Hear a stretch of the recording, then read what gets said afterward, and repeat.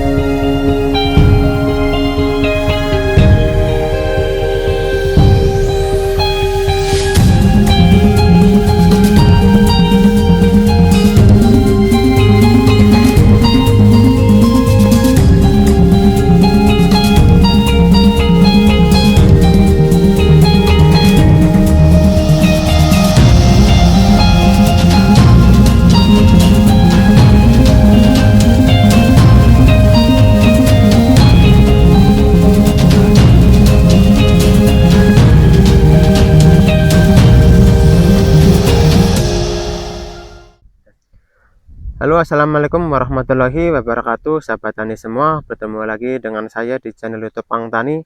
Pada kesempatan kali ini saya akan melakukan beberapa aktivitas, diantaranya adalah tips pemupukan sayur kol agar bisa melebatkan dan berbuah besar. Begitu sahabat tani.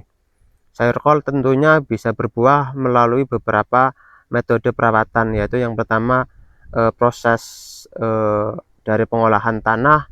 Kemudian ada perawatan, diantaranya adalah pemupukan.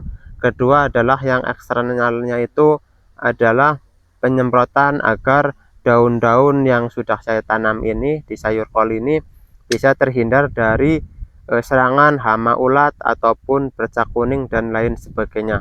Dengan metode seperti itu, insya Allah sayur yang nanti kita hasilkan bisa berkualitas dan bisa bersaing di pasar lokal ataupun nasional ya sahabat tani.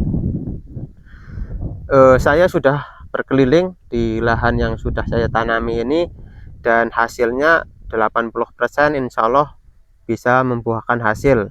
Membuahkan hasil ini bisa dilihat dari beberapa kriteria.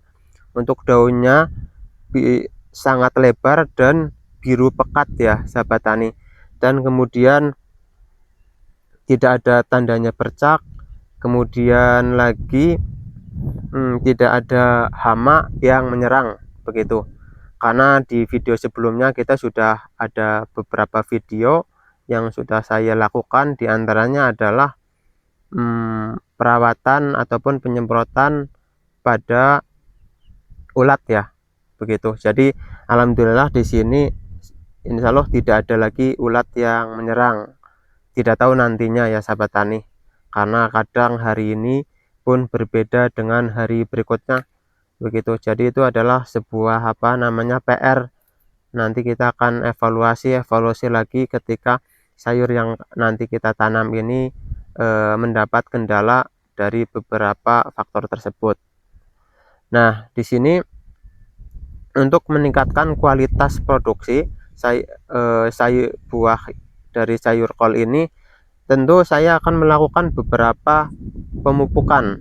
Saya menggunakan pupuk, ada 2 campuran di sini. Selain hemat dan juga kualitas ya, ini saya menggunakan pupuk urea dan pupuk Ponska ya. Dari masing-masing pupuk ini tentunya berbeda manfaat. Untuk urea ini untuk menyuburkan tanaman agar bisa daunnya tumbuh hijau dan lebat.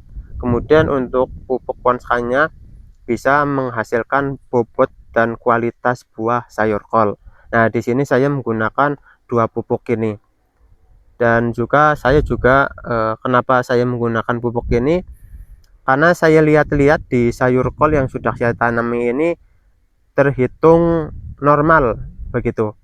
Dan juga kita juga akan berbeda ketika sayur kol nantinya, mungkin teman-teman ataupun saya sendiri ini ketika mengalami tanaman yang mungkin kurang subur, nanti juga pupuknya pun akan berbeda. Tetapi karena sayur yang sudah saya tanamin ini cukup bagus, jadi saya cukup menggunakan 2 pupuk ini. Kemudian untuk pemupukannya saya menggunakan pupuk tabur ya sahabat tani, karena di sini udah memasuki musim kemarau. Walaupun musim kemarau tetapi tanahnya ini masih basah, jadi masih bisa terurai dan juga bisa larut begitu sahabat tani. Biasanya sih harusnya kalau musim kemarau panjang itulah baru kita menggunakan pengocoran atau kita larutkan terhadap air begitu. Ini juga bisa mengefisiensi waktu dan juga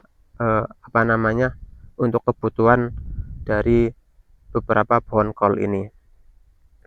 Kemudian jangan lupa sahabat tani, untuk pemupukannya kita harus perkirakan beberapa hari setelah tanam. Nah, di sini sudah memasuki usia 30 hari setelah tanam. Jadi ini fase-fase akar daun itu membutuhkan suplai daya angkut nutrisi dari akar ke daun ataupun batang dan pohon sebagainya. Nah, di sini adalah usia yang sangat pas untuk kita melakukan pemupukan. Kemudian pemupukannya sangat sederhana, kita menggunakan sendok agar nanti tidak tumpah. Kalau kita menggunakan tangan pasti nanti akan bertaburan begitu. Saya mulai saja dari sini. 1 sendok full untuk 1 pohon, cukup angkat dan kita masukkan.